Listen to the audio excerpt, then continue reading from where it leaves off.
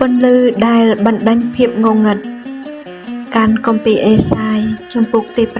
9ខទី1ដល់ទី7ប៉ុន្តែសេចក្តីឆ្លុបសូន្យសងនឹងមិននៅលើស្រុកដូចនៅគ្រាដែលមានសេចក្តីវេទនាចិត្តនោះទេកាលពីដើមទ្រង់បានធ្វើឲ្យស្រុកសាប់យូឡូននិងស្រុកណេបថាលីត្រូវគេមើងងាយតែនៅជាន់ក្រោយទ្រង់នឹងធ្វើឲ្យរុងរឿងឧត្តមវិញគឺជាស្រុកតាមផ្លូវទៅឯសមុទ្រត្រើយខាងនាយទន្លេយ៉ូដានជាដែនខេត្តកាលីលេរបស់សត្វដទៃឯបណ្ដាជនដែលដើរក្នុងសេចក្តីងងឹតគេបានឃើញពន្លឺយ៉ាងធំពួកអ្នកដែលអាស្រ័យនៅក្នុងស្រុកនៃម្លប់សេចក្តីស្លាប់គេមានពន្លឺមកលើគេហើយទ្រង់បានប្រោសឲ្យបណ្ដាជនចម្រើនឡើង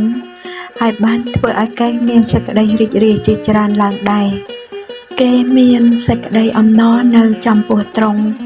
ដូចជាសេចក្តីអំណរក្នុងរដូវចម្រូតហើយដូចជាសេចក្តីអំណរនៃមនុស្សដែលកំពុងតែចែករបបគ្នាត្បិតទ្រង់បានបំបាក់នឹមដែលសង្កត់លើគេនិងដង្រែកនៅស្មាគេ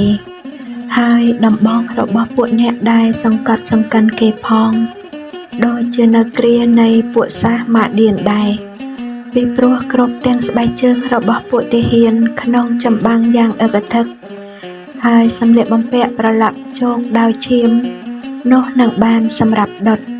ហើយជាចំណីដល់ភ្លើងត្បិតមានបុត្រមួយកើតដល់យើងព្រះទ្រង់ប្រទានបុត្រាមួយមកយើងហើយឯការគ្រប់គ្រងនឹងនៅលើស្មារបស់បុត្រនោះហើយគេនឹងហៅព្រះនាមទ្រង់ថាព្រះដ៏ជួយគំនិតយ៉ាងអស្ចារ្យព្រះដ៏មានព្រះចេស្តាព្រះវរបិតាដ៏គង់នៅអស់កល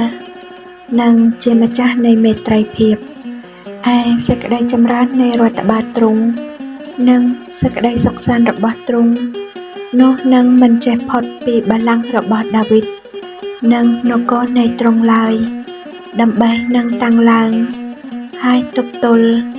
ដោយសេចក្តីយុត្តិធម៌និងសេចក្តីសុចរិតចាប់តាំងពីឥឡូវនេះជារៀងរៀបដរាបទៅគឺសេចក្តីឧស្សាហ៍របស់ព្រះយេហូវ៉េនៃពួកពលបរិវារនិងសម្រេចការនេះ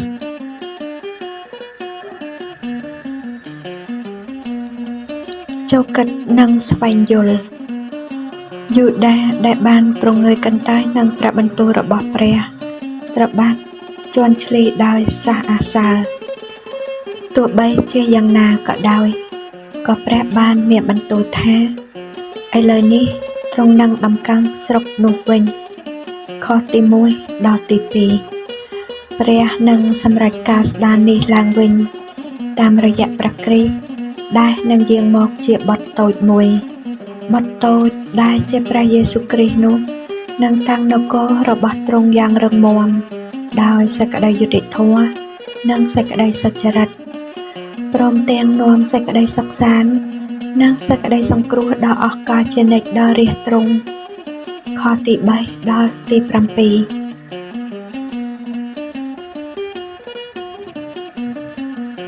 តើព្រះជានរណាដោយផ្អែកលើខទី1ដល់ទី2ព្រះស្ដារយើងឡើងវិញនៅពេលដែលស្រុកមួយបានត្រឡប់ជាវាខ្សាច់ត្រូវបានដំកើងឡើងដោយព្រះគុណព្រះនោះមនុស្សនៅស្រុកនោះអាចអស់សប្បាយបានដោយព្រោះព្រះស្រឡាញ់ទើបទ្រង់ដាក់ទោសនិងស្ដារឡើងវិញតើយើងដឹងពីសេចក្តីស្រឡាញ់មួយនេះរបស់ព្រះដែរឬទេ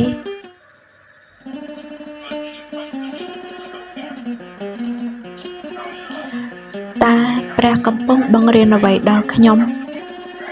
ដែលផ្អែកលើខទី6ដល់ទី7នគរនៃសេចក្តីយុត្តិធម៌និងសេចក្តីសុចរិត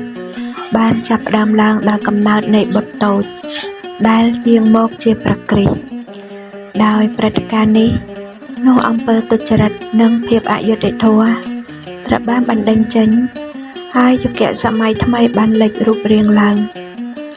ក្រៅពីបញ្ហានៃសេចក្តីសង្គ្រោះផ្ទាល់ខ្លួនយើង តើយើងមិនកំពុងបាត់នៅសារៈសំខាន់នៃដំណឹងល្អទេឬ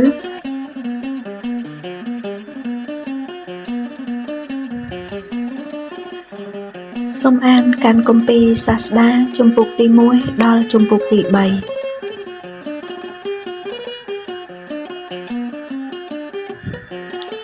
សេចក្តីអធិដ្ឋានអោព្រះអង្គអើយអរព្រះគុណទ្រង់សម្រាប់ការជួយយើងឲ្យមានចិត្តរីករាយឡើងជាថ្មីតាមរយៈព្រះយេស៊ូវសូមជួយយើងខ្ញុំកុំឲ្យដាក់នឹមខ្លួនឯងទៅនឹងអ្វីផ្សេងទៀតជាជាងទ្រង់ឡើយ